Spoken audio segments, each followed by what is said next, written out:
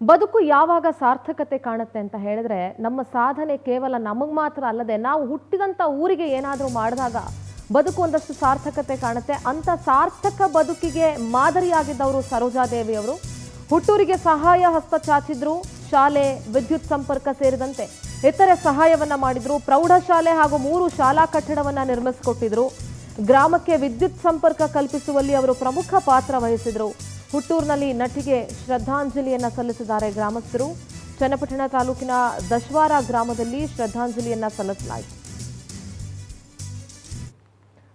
ನೋಡಿ, ಆ ಶಾಲೆಯಲ್ಲಿ ಪುಟ್ಟ ಮಕ್ಕಳು ಸೇರಿದಂತೆ ಎಲ್ಲರೂ ಕೂಡ ಮೌನಾಚರಣೆ ಮಾಡೋ ಮೂಲಕ ಅಗಲಿದಂಥ ಹಿರಿಯ ನಟಿಗೆ ಶ್ರದ್ಧಾಂಜಲಿಯನ್ನ ಸಲ್ಲಿಸಿದ್ದಾರೆ. ಇದೇ ಅಲ್ವೇನ್ರಿ, ಯಾವ ದೊಡ್ಡ ಹೆಸರು ಮಾಡಿ ಏನೆಲ್ಲ ಮಾಡಿದ್ರು ಕಡೆಗೆ ಹೇಗೆ ಬದುಕಿದ್ರು ಅವರು ಅನ್ನೋದು ತುಂಬಾನೇ ಮುಖ್ಯ ಆಗುತ್ತೆ. ಅವರಲ್ಲಿದ್ದಂತಹ ಸರಳತೆ ಮತ್ತು ಅವರಲ್ಲಿದ್ದಂತಹ ನಯ ವಿನಯ, ಎಲ್ಲರನ್ನೂ ಪ್ರೀತಿಯಿಂದ ಕಾಣುವಂತಹ ಸ್ವಭಾವ, ಇದು ಇವತ್ತು ನೋಡಿ ಆ ಪುಟ್ಟ ಮಕ್ಕಳು ಮೌನಾಚರಣೆ ಮಾಡೋದ್ರ ಮೂಲಕ ಅವರಿಗೆ ಶ್ರದ್ಧಾಂಜಲಿ ಸಲ್ಲಿಸ್ತಾ ಇದ್ದಾರೆ. ಪದ್ಮಶ್ರೀ ಪದ್ಮಭೂಷಣ ಡಾಕ್ಟರ್ ಬಿ ಸರೋಜಾದೇವಿ ಅವರ ಸಹಾಯಾರ್ಥ ಕಟ್ಟಿರುವಂಥ ಕಟ್ಟಡ ಮತ್ತು 3 ಶಾಲೆ ಕೊಠಡಿಗಳನ್ನು ಕಟ್ಟಿಸ್ಕೊಟ್ಟಿದ್ದಾರೆ. ಒಂದು ಶಾಲೆಯನ್ನು ಮಾಡಿಕೊಟ್ಟಿದ್ದಾರೆ, ಪ್ರೌಢಶಾಲೆ, ಹಾಗೆ 3 ಶಾಲಾ ಕಟ್ಟಡವನ್ನು ನಿರ್ಮಿಸ್ಕೊಟ್ಟಿದ್ರು ಅವರು.